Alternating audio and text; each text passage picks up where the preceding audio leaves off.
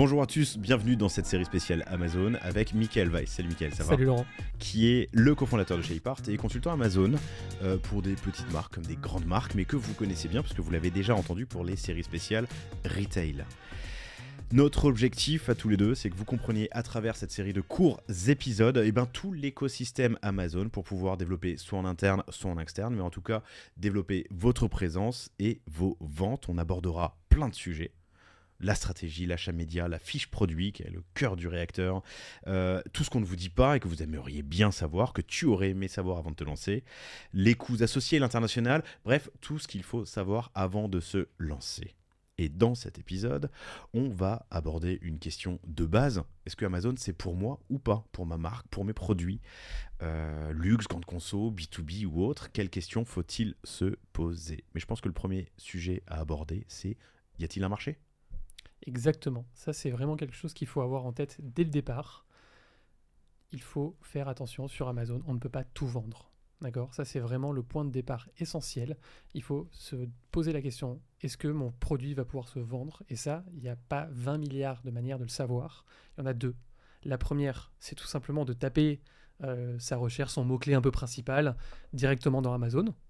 Et voir un peu ce qui sort. On va voir le résultat de la page de recherche et on va regarder, je vous donne l'exemple par exemple sur ShapeArt, support téléphone vélo, et on va voir un peu les produits qui sortent, est-ce qu'il y a des concurrents, les prix, les types de produits. Ça va être la première phase. On va pouvoir Donc une phase d'insight tout bête. Je vais aller voir si dans ma catégorie, dans mon univers produit, quels sont les produits ou les marques qui se vendent. Exactement. Ça peut paraître bête, mais il y a quand même des petits exemples où des fois on se dit non, en fait, personne ne le fait, il n'y a pas de marché, alors que la marque se développe et il n'y a pas de problème, mais sur Amazon, il n'y a pas d'offre. Ça arrive. Ça ne veut pas dire qu'il ne faut pas se lancer. Non, ça ne veut pas dire qu'il ne faut pas se lancer, mais ça veut dire que si on se lance, il faut avoir en tête que ce ne sera peut-être pas grâce à Amazon qu'on va pouvoir scaler la boîte. Je peux donner un exemple très concret. Ça a été un de mes calls les plus rapides avec une marque que je connais depuis pas mal de temps, Airpure, qui fait des masques anti-pollution. Ils disaient, voilà, on voulait refaire notre stratégie sur Amazon. Ouais, en fait, il n'y a pas de marché. Personne ne recherche ça. Il y a eu un pic monumental pendant le Covid, évidemment, mais sinon, personne ne recherche. Et ça mène à la deuxième phase. Qui est... Pardon, juste en contre-exemple, on parlera peut-être dans cette série de Moët & Chandon, qui vient de se lancer. Avant Moët & Chandon, on ne trouvait pas beaucoup, en tout cas, de champagne sur Amazon. Exactement. Et ça, c'est vraiment le... Alors, on peut trouver du champagne, on en trouvait un petit peu. Après, de pouvoir comparer les qualités, et ça c'est un vrai sujet, mais le deuxième axe pour vraiment mesurer s'il y a un marché, ça va être d'utiliser des outils qui vont nous permettre de mesurer les volumes de recherche. Et ça, c'est un peu la base. C'est-à-dire que par exemple, sur support téléphone vélo, on va avoir pendant la saison entre 20 et 25 000 recherches sur ce mot-clé-là par mois. Les masques anti-pollution, on était à 200. Donc, en fait, et c'est ça qui va nous donner aussi des indices. Si on a des mots-clés qui sont très forts, avec vraiment une belle volumétrie, là, ça veut dire qu'on a un marché et qu'on va avoir des choses à creuser dans un deuxième temps. Et ensuite, donc, une fois que je sais que si mon produit est compatible ou non. Et ensuite, voilà, donc on sait qu'on a un marché. Ouais. Super. On voit des concurrents, on voit d'autres produits qui sont au frontal avec nous. On va aller se poser la question de, ok, est-ce que mon produit est fait pour ça? Parce que Amazon, on va en parler, on en parle dans un autre épisode. Il y a des frais qui sont associés à ça. Et donc, il y a certains types de produits qui vont être très durs à vendre sur Amazon. Je te prends un exemple assez facile. On a tous ça chez nous, un matelas. Un matelas, c'est gros, c'est lourd, c'est volumineux. Et donc, en fait, ce ne sera pas adapté à ce système de marketplace où on va avoir des coûts logistiques qui seront indécents. Ça va être compliqué. Ça veut dire qu'il va falloir internaliser beaucoup de choses. Des produits en verre qui vont être fragiles, il va y avoir de la casse. Donc, il y a certaines typologies de produits qu'Amazon ne pousse pas, où ils vont faire exprès de mettre des frais assez élevés pour vous faire comprendre que, bon, on veut bien les vendre, mais ce n'est pas l'idéal, quoi. Mais donc, les frais peuvent varier en fonction des catégories produits. Ouais, exactement. Exactement. Si c'est encombrant, si c'est lourd, si c'est fragile, des produits qui supportent mal les températures, par exemple, la chaleur, ce genre de choses. Ça, c'est quelque chose d'assez impactant pour son business model sur Amazon. Dans mon équation, et tu l'as dit à l'instant, tu en as parlé brièvement, il y a aussi cette notion de marge.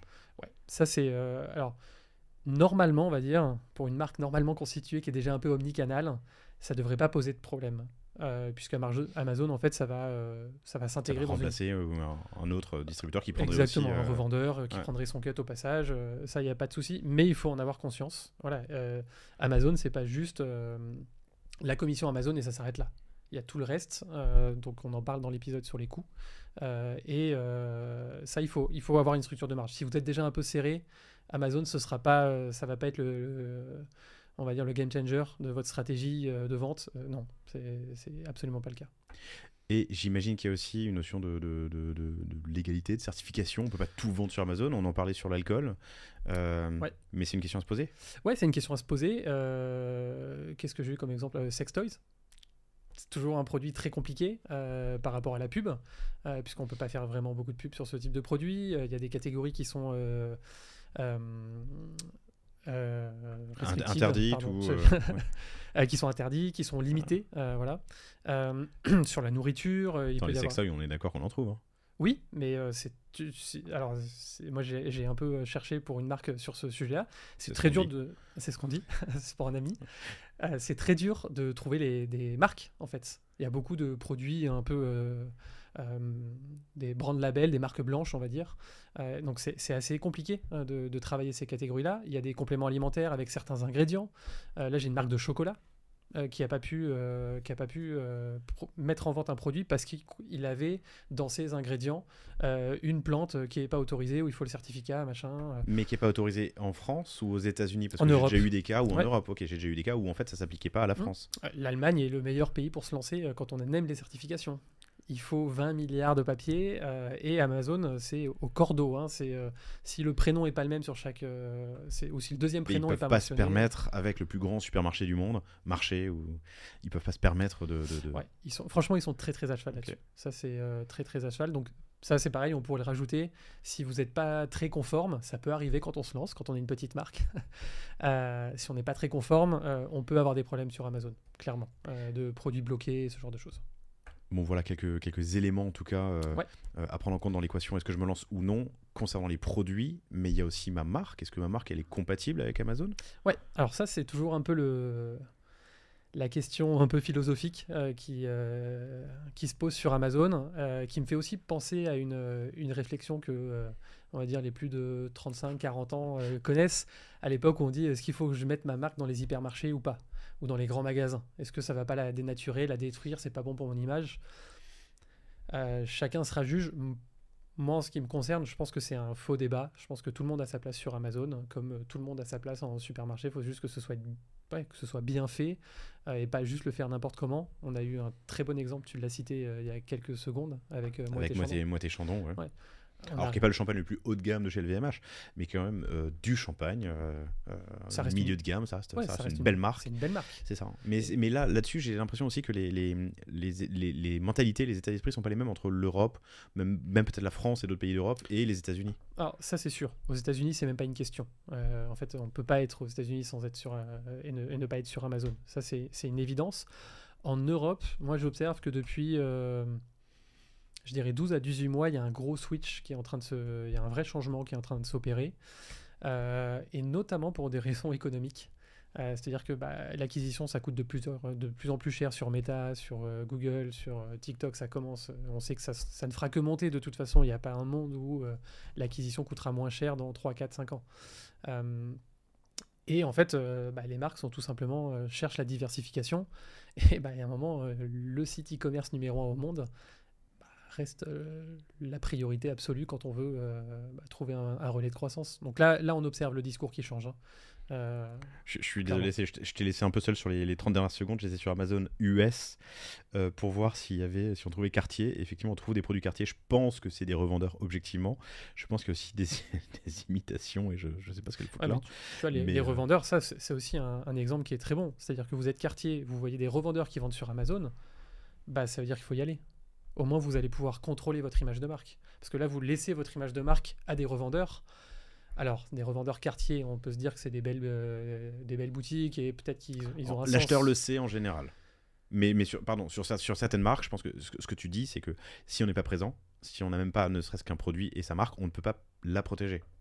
Ouais, on peut pas la protéger, exactement. Un autre exemple qui peut être sur une marque de thé, Twinings, qui est une marque très connue. Typiquement, on tape le nom de la marque, on voit les pubs des concurrents, les visuels sont pas ceux de la marque, ça va être un revendeur, les prix, on n'en parle pas.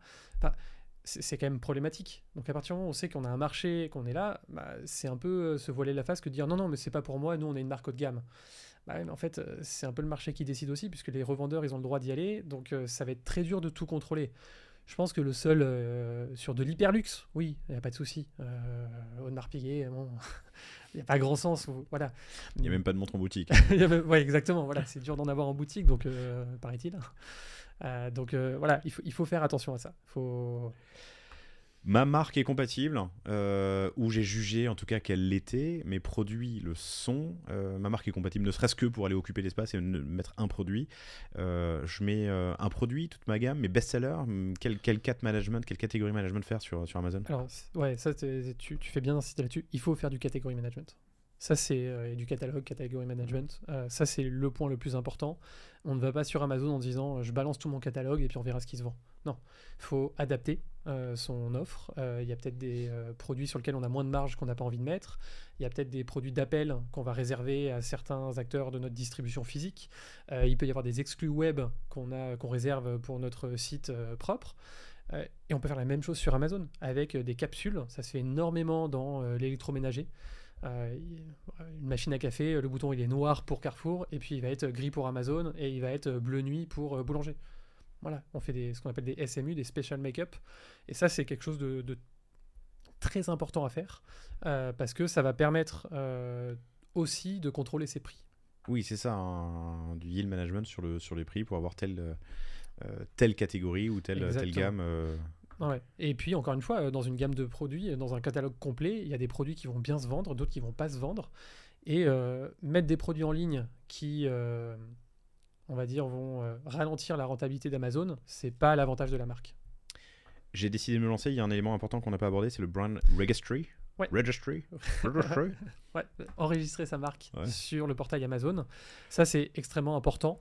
Ça va vous permettre d'une part de montrer à Amazon qui vous êtes, que vous êtes vraiment la marque, et ça va vous donner pas mal d'avantages sur toute la suite.